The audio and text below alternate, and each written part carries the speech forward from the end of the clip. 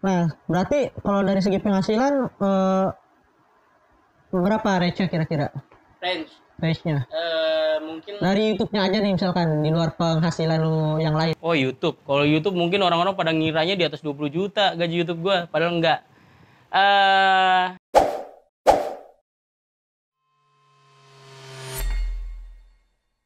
Selamat datang di Front Office, medianya Pro Officer. Ya, hari ini adalah episode kedua dari Front Office dan hari ini kita udah kedatangan seorang YouTuber kondang kita. Dia lebih fokus ke dunia satwa. Dia adalah Jabari Hashim. Halo teman-teman, saya Jabari Hashim. Tapi sebentar, ini acara apaan sih? Ini nggak nyolok tapi gue suruh pakai. Ini acara apaan gitu? Ini kita mau bahas apa nih di sini nih? Kita mau bahas tentang lu dong, pekerjaan lu. Terus gue tanya fungsinya ini apa gitu, nggak nyolok. Gue taruh aja ya sampingnya. Wah. Oh, ya udah nggak apa-apa lanjut lah. Ini jadi nggak nyolok nih teman-teman ya. Parah dia nih. Sedikit bongkar di sini tapi seru di sini. Oke. Gimana nih? Ya, lu kan udah lama nih merintis YouTube. Ya. Nah, sekarang lu sibuk dunia binatang, dunia satwa. Nah, lu terkait jobdesk lu ini selain konten apa lagi nih? Selain konten, bisa dibilang saya tuh cowok panggilan. Waduh, gimana maksudnya tuh? Tapi cowok panggilannya yang halal loh, bukan yang buat macem-macem ya. Jangan mikir aneh-aneh nih teman-teman nih. Jadi bisa dibilang cowok panggilan karena kayak tadi kan di rumah aja disuruh panggil ke sini itu termasuk panggilan. Oh, iya, Terus benar. juga jual beli, terus juga ya sebenarnya dari dulu kalau misalkan putar mundur lagi, hampir semua pekerjaan saya coba lakukan lah, dicoba-coba lah gitu. Jual beli pernah, main Rubik pernah, main sulap pernah, main hewan berbahaya pernah, pokoknya semualah dicobain gitu. Semua hal dicobain nih. Iya semua hal, hampir semua hal ya. Waduh, lu sukanya coba-coba dong. Sukanya coba-coba. Ya mungkin bisa seperti itu ya. Karena kan buat nentuin pilihan yang pastinya seperti apa kan itu perlu dicoba-coba Oh, iya, dulu. betul. Apalagi kan bisa dibilang usahanya kan bukan arti kata di perusahaan kan ya. Jadi bidang mana nih yang cocok sama kita, bidang mana yang kira-kira progresnya bagus buat kita, itu kita jalani gitu.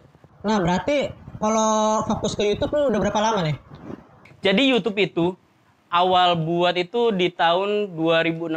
Ya. Tapi fungsinya cuma daripada memori penuh, akhirnya dioper ke YouTube aja deh gitu. Nggak tahu. Awal mulanya tuh ya? Iya, awal mula nggak tahu tuh YouTube itu menghasilkan, terus juga YouTube itu ternyata platform yang bagus buat ajang promosi, belum tahu kayak gitu. Terus nonton tuh jadi orang tua tuh nonton gosip. Ada tuh Atta nongol di TV kan sekitar 1,5 tahun yang lalu. Kok lihat-lihat ini orang bisa sukses dari YouTube. Kenapa nih? Terus formulanya seperti apa? Coba digali-gali. Akhirnya coba deh tuh. Dulu mulai dari 500 subscriber.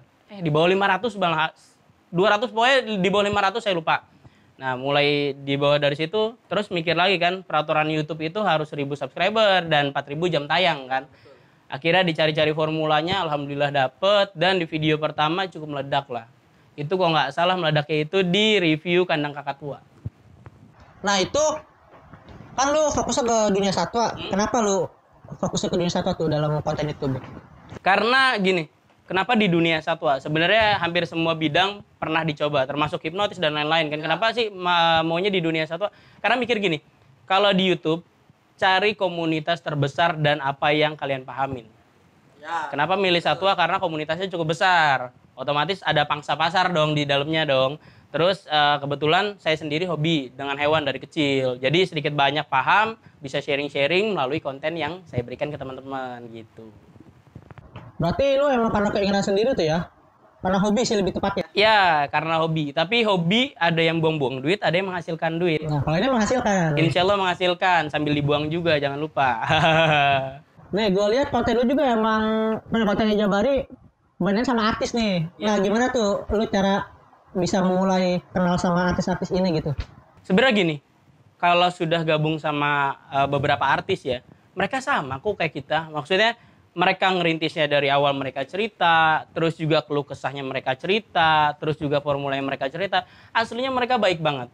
Tapi mungkin kesibukan mereka yang ngebuat nggak sembarangan orang bisa gabung sama mereka gitu, dapat waktu sama mereka. Jadi alhamdulillah sekarang banyak kok beberapa YouTuber itu bisa collab sama artis, terus juga bisa dapat job-job dari artis, itu banyak banget kok. Jadi punya mimpi nggak usah takut, jalanin aja dulu. Kuncinya adalah bagaimana lu memulai sesuatu yang ada dalam diri lu kan. Yap, benar. Kemampuan apa sih? Tinggal digali, habis digali bantu share deh gitu. Masalah laku atau enggaknya, ya namanya orang masarin kan ya. Kalau saya pribadi sih masarinnya diri sendiri kan. Karena apa ya, produknya adalah saya, kebanyakan jasa, terus juga bisa juga pasarin barang kan, pasarin barang. Ya intinya gitu, jangan pernah bosen buat masarin gitu. Biar orang kenal, banyak teman dan banyak penghasilan tentunya. Relasi penting berarti itu ya. Banget. Nah terus selain bikin konten nih, lu kesibukan lu apa lagi? Selain bikin konten, kesibukannya jual beli, terus juga jadi perawat satwa juga, terus juga pelatih juga. Ya disibuk-sibukin aja lah. Apa aja kalau bisa dikerjain lah.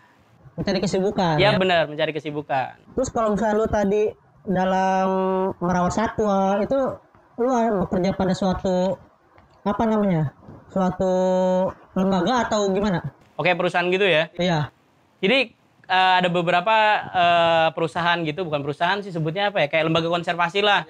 Itu minta saya gabung ke mereka. Tapi saya mikirnya kalau gabung ke satu tempat gitu kayak terikat banget, nggak saya banget gitu, nggak gua banget. Gue pengennya tuh gue kerja tapi bebas. Dalam arti gue bisa ngelakuin hobi gue, tapi gue bisa melakukan pekerjaan lain. Jadi kalau misalnya kayak ngerawat satwa, itu cuma kayak satwa-satwa dari bos-bos besar, itu ditaruh di rumah, bisa jadi karena sakit, bisa jadi untuk dilatih, jadi seperti itu. Nah terus cara lu memulai untuk pekerjaan tersebut tuh seperti apa? Misalnya ketika lu memulai konten itu tuh kan kata lu tadi terkait karena keinginan dari dalam diri lu kan. Nah cuman terus kayak bagaimana lu bisa konsisten di dalam membuat konten itu seperti apa? Oke, kalau sedikit banyak bongkar tentang YouTube ya. Jadi sebenarnya kalau misalkan kalian mau melakukan sesuatu, kalian harus pikirin ke depannya. Kayak dulu awal nge-YouTube itu, saya mikir modalnya gede banget. Pertama kan harus butuh kamera, terus mikirnya harus butuh komputer, terus mikirnya harus butuh orang yang bisa bantu pegang kamera, ataupun segala macam lah, banyak banget hal. Tapi saya mikir, modal awal tuh gue beli kamera, beli komputer, dan itu harganya nggak murah lah yang namanya mau start awal. Tapi mikir ngomong sama orang tua, walaupun dana pribadi ya, saya selalu konsultasi sama orang tua, mikir nanti kalau misalkan nggak sukses di YouTube, ini barang masih bisa kepake. Investasi ya? Nah benar, kayak misalkan kamera, mungkin buat foto-foto asal iseng-iseng bisa menghasilkan uang, itu bisa. Terus juga kayak PC ataupun komputer, itu walaupun nanti nggak sukses di YouTube, bisa dong sedikit-sedikit editing, bisa dong bantu-bantu teman. Nah di situ akhirnya ya udahlah nekat beli kamera, terus juga beli PC, nekat beli itu, ya udah nekat akhirnya edit sendiri segala macam sendiri, namanya startup di awal kan. Terus ngerekrut lah beberapa teman, ada sekitar 5 orangan lebih lah. Pertama mikirnya tim itu gampang, ngebentuk tim itu gampang lah. Ternyata tim itu susah. Bener, yang namanya kan nyatuin beberapa pemikiran kan, beberapa pola pikir kan. Ada yang kerjanya rajin, ada yang enggak, ada yang kadang bisa, kadang enggak. Oh banyak banget deh. Akhirnya di situ mikir, agak kurang efisien nih tim. Karena sekarang itu posisinya penghasilan belum tentu. Terus tim itu butuh yang namanya transportasi, butuh makan dan lain-lain. Dan termasuk gaji ya. Tapi pada saat itu gaji tim masih belum saya pikirin. Karena apa? Jujur karena waktu awal-awal mulai nge-YouTube itu, gaji kan nggak gede bro. Gimana mau dibagi 6 orang kan bingung juga kan. Yeah. Ya pokoknya kalian harus kalkulasi bener-bener harus detail banget. Jangan sampai nanti tadinya niat baik kalian mau ajak tim, mau bantu bareng-bareng, akhirnya jadi salah paham. Salah pahamnya itu, kok nggak ngajak gue lagi? Gue nggak kebagian A sampai Z, nggak kebagian gajinya dan lain-lain. Sekarang kalkulasinya gini deh, misalkan ngebuat konten. Kalau teman-teman yang ngelihat, pasti mikirnya, wah gaji YouTuber gede. Nggak terlalu, jadi tergantung tingkatannya. Kasarnya pukul rata, pendapatan 5 juta. Nah kalau misalkan ngebuat konten, keluar rumah aja itu 50 sampai 200 ribu pasti keluar. Iya. Kali sebulan kurang lebih ada 600 ribu, 6 jutaan. Nah kurang lebih 6 jutaan kan. Nah, 6 juta itu artinya nggak nutup kan dengan gaji yang lu dapat kan. Tapi gue mikirnya apa? Oke, di YouTube rugi, tapi di tempat lain untung.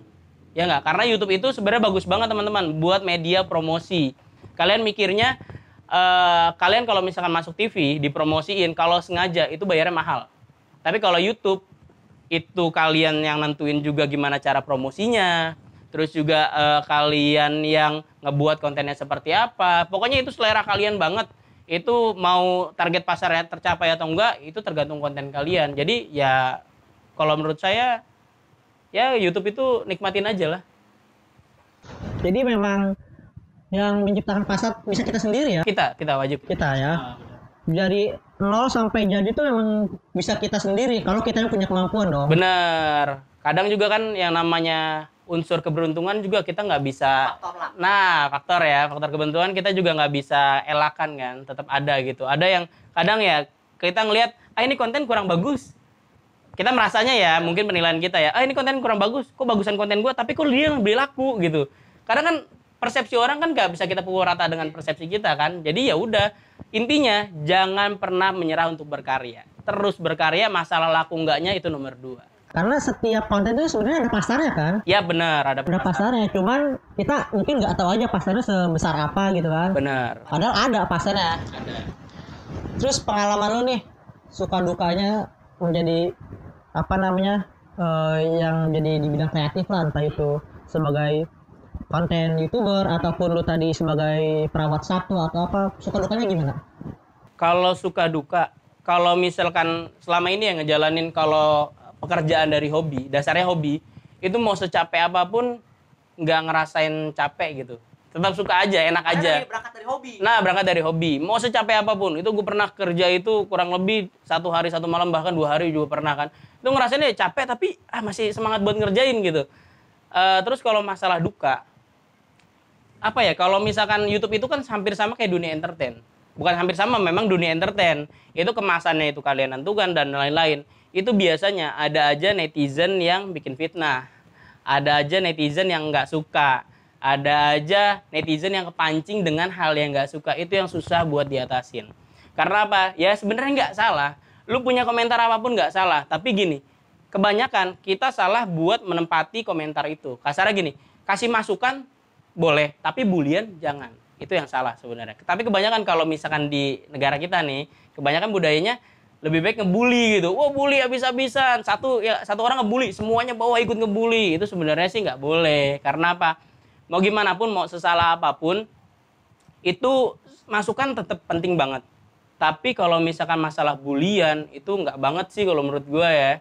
Yang penting, yang jelas kalau misalkan kalian mau komen, kalian nggak suka dan lain-lain, itu boleh. Tapi dengan menggunakan bahasa yang sopan dan tidak memancing keributan. Caranya yang tepat maksudnya ya, kayak lu mungkin boleh nggak suka sama kontennya, tapi orangnya jangan gitu kan. Jangan menyerang orang ya. Banyak sih, banyak hal bisa jadi konten yang diserang, akhirnya ya mau nggak mau orangnya juga tetap kena kan. Tapi ya kasih masukan yang sekiranya bisa membangun, bukan bulian gitu. Lebih ke kritik, maksudnya ketika lu tidak senang, ya lu harus ada solusi. Nah bener, bang kurang suka ini, suaranya kok kurang enak, ganti dong mic-nya, itu oke. Nah itu mungkin bisa masukan ya. Nah jangan ada yang bilang, tolong lu suaranya nggak enak gini segala macem. Ya, itu kan bukan masukan kan, artinya kan. Bisa jadi masukan, tapi dibacanya nggak enak gitu loh. Iya. Akhirnya yang lain kepancing kan buat menggunakan kata-kata seperti itu. Gitu. Jadi lebih mungkin ikut-ikutan ya, oh iya nih bla bla bla bla gitu. Ya banget, setuju banget. Gitu. Terus kalau menurut lu prospek menjadi konten kreatornya ke depannya kayak gimana ya? Entah itu 1 tahun, 2 tahun, 10 tahun ke depan seperti apa? Kalau bahas masalah prospek ya, jadikan media sosial itu sebagai ajang promosi kalian. Entah itu diri kalian, entah itu produk kalian yang punya, terus juga entah itu apa yang kalian bisa. Pokoknya jadikan media sosial itu sebagai ajang promosi. Promosi gimana caranya orang itu kenal dengan apa yang kita pasarin. Mungkin jasa, mungkin barang, dan lain-lain yang tadi saya sebutin. Nah, terus kayak tadi, pokoknya intinya gunakan media sosial itu sebagai ajang promosi. Kalau misalnya nggak diajak promosi, itu capek doang, asli. Karena ya kalian ekspektasinya kan gaji itu gede dari subscriber dan lain-lain, itu nggak nentu. Itu nggak nentu, karena gaji itu dari AdSense tetap. Jadi kalau mau besar kecilnya, kalian harus gimana caranya viewer bagus, AdSense bagus. Tapi kedepannya kalau saya bilang ya prospek banget lah. Selagi platform itu nggak ngeribetin. Sekarang kan makin agak ribet kan, kayak copyright, kayak segala macam. Walaupun ribet tapi tetap lah positif lah, tetap bagus lah tujuannya supaya nggak banyak orang yang cuma ambil konten terus lempar gitu. Tapi oke lah, bagus banget, prospek banget kok YouTube. Ya buat teman-teman baru mau mulai YouTube, jangan pernah ngeragu, jangan pernah takut, wah gue nggak sukses di YouTube. Jangan pernah. Kita nggak tahu kan, roda itu kan berputar. Kadang kita di atas bisa jadi di bawah dan sebaliknya gitu. Nah terus kalau dari lu ada ini nggak mungkin tips bagaimana melihat, maksudnya kita ketika mau mulai menjadi YouTuber nih, mencari tema atau konten yang tepat tuh seperti apa? Kalau kan berangkat dari hobi nih, kalau misalkan gua nggak tahu hobi gua apa, tapi gua pengen YouTube. Nah lu punya tips nggak untuk mau? Gini, yang penting gini, kalau misalkan mau mulai nge-YouTube, harus tahu pertama etikanya, terus juga harus tahu aturannya. Karena apa? Ketika kesalahan kecil, menurut kita nggak salah, orang lain nilai salah, itu bakalan rame dan ngebuat kalian pusing sendiri. Yang jelas, kalau misalnya mau mulai YouTube, itu cari konten yang seunik mungkin. Beda maksudnya? Ya, beda. Kayak misalkan ada beberapa yang orang nge-review jajanan pasar. Orang ada yang nge-review, tapi memang dasarnya, atas dasarnya biasanya atas dasar hobi, kesukaan dulu. Sukanya apa nih? Kayak misalkan suka makan, berarti dia buat konten itu tentang makan. Tapi kan banyak nih konten-konten tentang makan nih, tapi lu punya ciri khas gitu. Dibandingkan konten-kontennya makan yang lain gitu.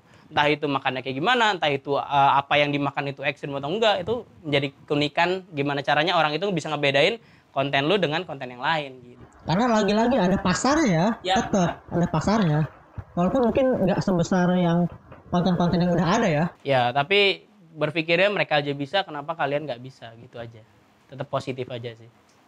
Berarti intinya mencari konten yang seunik mungkin, yang menjadi pembeda. Yep.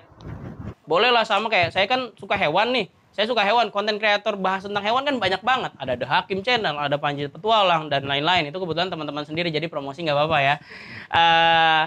Jadi mereka kan punya keunikan, walaupun kita misalkan bahas sama nih, nangkap ular bisa jadi sama kan. Tapi Bang Panji nangkap ularnya kayak gini, kita buat beda gitu. Tapi yang tadi saya bilang, kita harus tahu aturan. Nggak bisa, mentang-mentang saya hobi, tapi saya nggak expert di bidangnya. Itu bahaya banget, kayak misalkan asal-asalan nangkep ular, yang ada dibully gitu. Pokoknya intinya kalau misalkan kalian punya ide tentang apapun itu kontennya, entah itu makan, entah itu tentang hewan, entah itu tentang apa, kalian bisa analisa dulu konten-konten yang udah ada. Terus kalian coba cari titik bedanya di mana diri kalian gitu. Jadi buat teman-teman yang mau mulai mungkin mencari referensi dulu ya. Ya, benar. Mencari referensi, dianalisis, baru mencari, oh ini bedanya di sini. Mungkin ada celah. Nah, kalian bisa masuk di situ, begitu kan maksudnya? Benar. Jadi nggak usah diambil pusing lah. Saya harus buat konten kayak gimana harusnya. Kita boleh kok nyontoh, boleh kok niru, tapi harus dirubah sedikit gitu. Jangan jiplak total A sampai Z jiplak, itu nggak boleh. Tapi kalau misalkan A sampai Z ditiru tapi dirubah sedikit, itu nggak apa-apa gitu. Yang menjadi ciri khas kita mungkin Ya, itu harus dicari ya. Benar, Ciri khasnya. Nah, di masa pandemi kayak gini nih, ada nggak sih perbedaan dalam lu membuat konten, maksudnya dalam masa normal dan ketika pandemi ini ada perbedaan nggak? Jelas ada dong, karena pertama harus memikirkan keamanan dan kenyamanan. Ya. Terus viewer bisa jadi makin banyak, bisa makin dikit. Karena apa? Pandemi itu kan kebanyakan orang di rumah, tapi penghasilannya nggak ada. Buat beli kuota susah dong. Iya betul. Terus yang selanjutnya, di masa pandemi ini kita nggak bebas buat lalu lalang kemana-mana, keluar kotanya susah. Jadi banyak faktor lah plus minusnya. Tapi plusnya ya udahlah, dianggap nikmat aja lah gitu loh. Nggak usah diambil pusing. Intinya diambil nikmat aja. Kalian bisa kerjain di rumah apapun. Sebenarnya pekerjaan itu apapun, ya nggak harus jadi YouTuber, nggak harus kerja di perusahaan, nggak harus jadi apa. Yang penting gini, kalian lihat apapun yang ada di diri kalian itu bisa dijual sebenarnya. Kayak kasarnya tangan bisa dong buat ngetok paku pakai palu, itu kan menjual kan. Terus bisa dong ngegambar, walaupun kalian nggak bisa gambar, pokoknya gunakan sebaik mungkin. Ide kalian tuangin aja. Masalah laku atau enggaknya itu nomor 2, yang penting buat dulu, pasarin gitu. Menciptakan pasar sendiri. Iya pasti dong gitu. Nah, terus selain menjadi konten kreator, berarti lu tidak terikat pada instansi atau lembaga atau apapun ya? Enggak, banyak orang yang bilang, lu kuliah di mana? Di A gitu kan. Gue sebut, pokoknya gue kuliah, saya kuliah. Kok nggak sayang gitu kuliah lama-lama, biaya banyak-banyak keluar, kok nggak kerja di perusahaan? Saya mikir, saya itu mahasiswa. Artinya lebih dari siswa biasa. Kalau siswa biasa bisa kerja di perusahaan, kalau saya gimana caranya harus bisa mempekerjakan orang. Itu poin pertama. Itu semangat aja dulu. Walaupun hasilnya A atau B itu nomor 2, yang penting punya semangat dulu aja. Dan alhamdulillah tercapai. Yang penting jangan takut punya mimpi dan jangan takut buat meraihnya gitu. Jadi emang sepakat sih gue. Maksudnya ketika tujuan lu kuliah itu kan sebenarnya ya di luar mendapatkan ijazahnya tuh ya. Lu mengembangkan pikiran lu, pola pikir lu. Tujuan kuliah kan itu sebenarnya. Bagaimana pola pikir lu menjadi berkembang. Hal yang tadinya lu tidak bisa menjadi bisa. Hal yang tadi lu berpikir secara sempit mungkin. Dengan lu kuliah, lu berorganisasi, lu kenal banyak orang, relasi. Pikir lu kan terbuka dengan sendirinya kan? Setuju. Jadi setelah lulus tuh nggak semata-mata kita ya gua harus nyari kerja gitu kan. Bisa mempekerjakan orang, bisa ini bisa bermanfaat dengan banyak cara kan. Sebenarnya kalian mau kerja di perusahaan, kalian mau buka usaha sendiri, kalian mau seperti apapun, itu benar semua. Tapi gini, saya punya pola pikir sendiri, nggak salah dong saya menyampaikan argumen saya. Prinsip gue gini, orang tua gue juga ngedorong gue buat kerja itu di perusahaan. Tapi gue mikirnya gini, walaupun seandainya gue kartap, gue bisa aja dipecat karena perusahaan itu bangkrut. Gue bisa aja mungkin ada hal yang bisa buat gue nggak kerja lagi di perusahaan itu. Pokoknya banyak hal. Kenapa gue nggak di usaha? Usaha kan sama aja risikonya. Iya. Sama aja risikonya. Lu bisa aja bangkrut, lu bisa aja naik, lu bisa aja segala macam. Tapi bedanya kalau misalnya di usaha, gede kecilnya penghasilan itu kalian nentukan. Tapi kalau misalkan di perusahaan itu sudah tetap. Iya, flat kan? Iya, flat. Palingan ada batasan maksimal deh berapa. Ya kan di angka 10 ya udah maksimal. Tapi kalau misalkan kalian di bidang usaha, kalian punya usaha sendiri, kalian mau lebih dari 10, kalian mau lebih dari 20, mau lebih dari 30, itu kalian yang nentukan sendiri gitu. Iya kalau misalkan lu jatuh ya jatuh banget, mau naik banget gitu kan. Iya, tapi kalau jatuh jangan takut buat bangun. Gue sering banget jatuh tapi ya berusaha bangun aja. Gitu. Intinya terus semangat sih. Ya benar. Faujan ini salah satu teman SMP. Teman-teman mungkin nggak ada yang tahu ya. Faujan ini salah satu teman SMP. Dan Faujan mungkin tahu dulu saya SMP-nya tuh kayak gimana. Gue SMP-nya tuh kayak gimana. Jualan coklat pernah. Pernah. Jualan Rubik pernah. Alat sulap pernah. Itu waktu SMP main manik-manik pernah. Iya. Tapi dari situ mikirnya gini. Setiap ngejalanin salah satu usaha ataupun salah satu yang kalian pelajarin ataupun kalian minat, itu jangan pernah mikir ketika kalian baru jalan sekali, rugi. Terus ketika kalian bangkrut, rugi. Jangan pernah mikir kayak gitu. Sebangkrut apapun kalian punya ilmu yang itu menjadi keuntungan buat kalian. Kayak kasarnya gini, gue di Rubik nggak laku. Gue punya ilmu dong. Kenapa sih di Rubik nggak laku? Gue bisa buka usaha lain. Terus misalkan di coklat. Coklat gue lakunya lumayan nih. Tapi gue mau dapat hasil lebih dari itu. Terus coklat bangkrut. Tapi ada ilmu juga kan, gimana caranya, masarin lebih baik kayak gini. Gitu. Jadi jangan pernah dianggap rugi ataupun bangkrut itu akhir dari perjalanan kalian, itu jangan pernah dianggap. Jadi justru lu memulai menjadi apa ya, wirausaha mungkin dari SMP ya? Dari SD. Dari SD malah SD. Wah, gue dibully udah puas banget. SD itu pernah jualan ikan cupang, pernah dulu sebelum jualan ikan cupang itu jadi ceritanya dibully sama teman-teman SD. Waktu SD aja gue udah dibully. Dibully sama teman-teman SD. Lu nggak punya duit, lu nggak punya ini segala macam. Karena dulu teman SD gue zaman dulu loh, anak SD itu jajan udah 50.000. Tapi gue jajan masih gope sampai 1.500. Akhirnya gue mikir kan, gue nggak mungkin nyolong tuh duit orang, tapi gimana caranya duit orang itu nyamper ke gue. Gue jualan ikan cupang, gue modal 3.500, gue jual 50.000. Nah dari situ gue dapat duit kan, oke, jajan sampai gue nyawer waktu itu kan, gue puas banget kan karena penghasilan gue sendiri. SMP juga mulai usaha, SMK juga mulai usaha. Intinya kalau kalian mau beda dari teman-teman kalian mau beda dari orang seusia kalian yang mungkin ya rata-rata masih suka senang-senang, terus masih suka nyantai. Kalau kalian mau beda pasti kalian dibully. Gue dibully puas banget. Masalah hewan apalagi karena dari dulu kan kecil suka hewan dan kebanyakan orang-orang nggak banyak yang suka dengan hewan. Akhirnya dibully. Lu di sana ngomong aja sama kadal. Udah lu sana ngomong aja sama burung. Tapi gue selalu buktiin, termasuk gue kuliah. Gue kuliah aja udah masih dibully. Tapi gue buktiin. Gue sampai dipanggil sama dosen buat ngisi waktu itu kayak usaha. Jadi seminar. Usaha lu apa? Usaha lu unik nih tentang burung, pelatihan burung segala macam. Dan itu audiensnya orang dari Malaysia. Mahasiswa dari Malaysia. Dan itu ya bangga lah, dan di situ ada beberapa produk yang menurut gua keren juga. Gimana tuh reaksi teman-teman lo yang bully lo waktu itu? Ya teteplah, orang suka nggak suka itu wajar, itu persepsi mereka masing-masing. Yang jelas jangan sampai ngerugiin lu.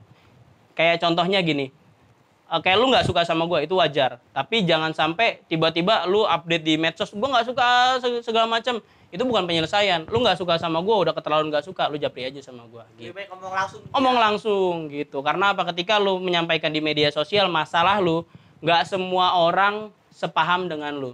Ada yang bisa support lu, ada yang bisa nggak support lu, padahal niat lu baik mungkin ya, mencari penyelesaian dan lain-lain. Pokoknya media sosial itu bukan buat ajang curhat, tapi buat ajang memasarkan diri sendiri supaya laku gitu. Laku dalam konten positif ya. Konten positif dong, kan cowok panggilan. Menjual kemampuan. Benar, jasa kemampuan. Jasa lu dalam mengisi konten, editor segala macam ya kan. Benar. Nah terus boleh tahu nggak sih penghasilan lu? Penghasilan. Kalau dibahas penghasilan apa ya? Gue jujur, gue bukan tipikal orang yang hitung-hitungan, oh gue dapat segini segala macam. Tapi alhamdulillah bisa buat kasih makan hewan kurang lebih ada 100 ekor. Terus juga bisa gaji 2 pegawai, bisa kasih makan istri, bisa bagi ke teman-teman yang membutuhkan. Karena gue prinsip gue gini, lu masih mampu, gue agak berat buat ngasih bantuan. Tapi kalau misalkan lu udah nggak mampu banget, gue pasti bantu. Dan itu gue nggak mau publish, jarang banget gue mau publish, kecuali orang-orang udah mikir, lu pelit segala macam, baru gue kasih tau, gue baginya ke A gitu. Kadang apa ya, serba salah. Ketika lu ngebantu yang membutuhkan, teman lu nggak kebagian, padahal dia mampu kan, tetap aja ada omongan. Dan ya di situ lu harus ngejelasin, gue tetap ngebantu ke A sampai Z gitu. Ya gitulah. Tapi maksud gue berarti dari hasil lu konten ini cukup lah ya. Insya Allah lebih. Lebih. Kalau dari YouTube konten itu kalau bisa dibilang ya rugi. Kalau misalnya hitung-hitungan. Tapi banyak untungnya juga dari YouTube. Ya balik lagi promosi. Promosi sama relasi ya. Ya bener, relasi.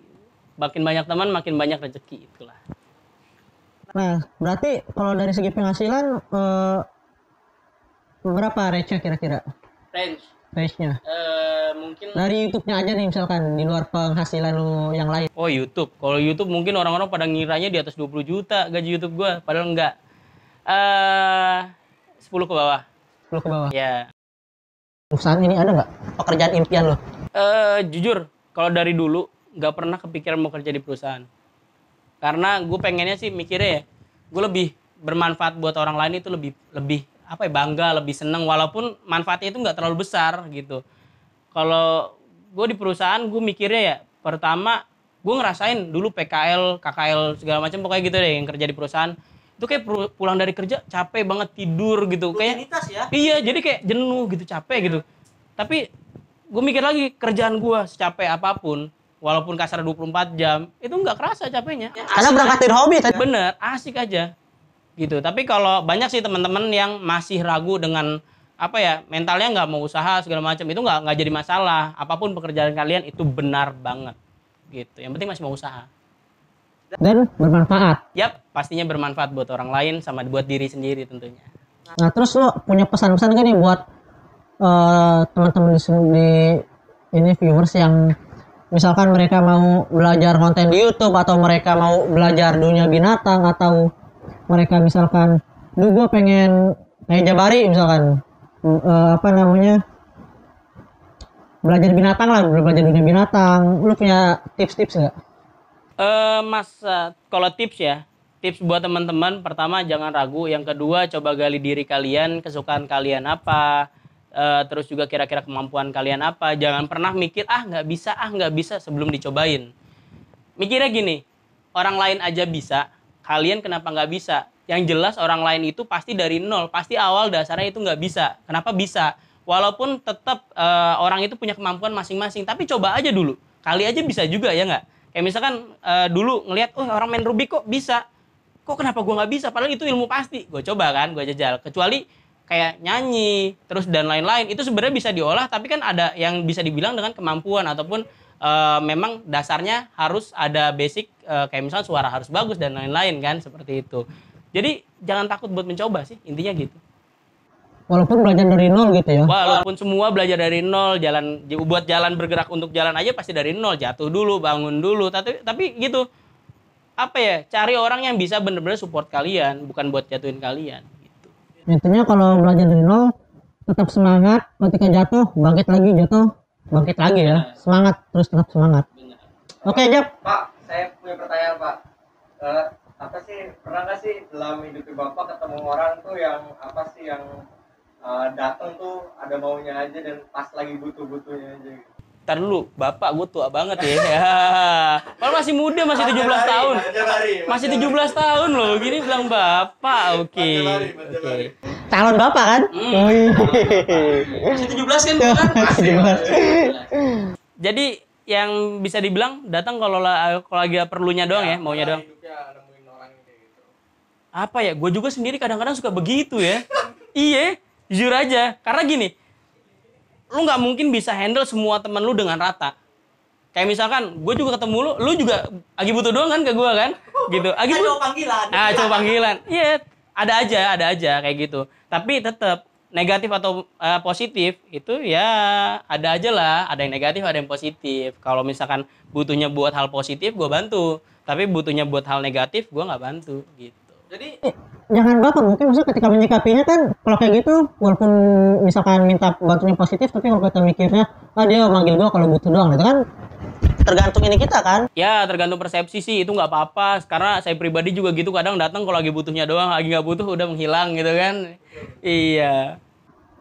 Ya udah, Jap, gak kerasa nih, udah lama ngobrol kita. Siap. Semoga apa yang kita obrolin ini bermanfaat buat kawan-kawan semua. Ini boleh gue bawa pulang kan? Kan nggak dicolok. Apa properti? Oh properti, oke. Udah gue taruh sini aja ya. Oke, sip. Semoga apa yang kita obrolin bermanfaat buat kawan-kawan yang pengen belajar konten di YouTube atau belajar dunia satwa. Boleh dipromosikan, Jap, channel dulu di. Oh jangan, subscriber gue udah banyak. Waduh, Yang sombong subscribernya sekali. dikit aja gitu kan. Sombong sekali. Sombong boleh kan? Nggak apa-apa. Oh nama channelnya Dunia Satwa. Dunia satwa. Iya, yang gambarnya kakak tua raja kayak gini nih, tuh. Boleh dong bajunya? Ah, boleh. Ntar gue pulang pakai baju apa ya? ada ini. Oh, ada ini ya. Ntar gampang lah, itu di belakang layar. Instagram dan Twitter lu mungkin. Oke, pertama YouTube channel namanya Dunia Satwa, yang kedua Instagram ada Dunia Satwa Ina, ada Jabari _Hashim, ada Urip. Oh, banyak banget Instagram gue ya. Itu gue yang megang sendiri semua. Pokoknya itu bisa kalian follow Dunia Satwa Ina ataupun Jabari _Hashim, kalian bisa follow itu. Sama apa lagi? Udah itu aja sih. Ya, Bisa ya. banyak-banyak lah. Ya lah, semoga sukses ya buat Jabari ya. Ya. Makasih udah datang ke sini. Ya gue pulang ya. Ya, Ini kursinya gue boleh gue bawa nggak? Siap, ya. Kursinya gue boleh bawa nggak? Ya, oke. Dilihatin malu, Pak. Oh. Dukung terus channel kita di Front Office Podcast di YouTube dan di Spotify. Semoga kita obrolkan bersama Jabari bermanfaat untuk kawan-kawan semua dan bisa menjadi referensi. Dukung terus channel kita, jangan lupa like, share, dan subscribe di Front Office, medianya para officer. Bye-bye.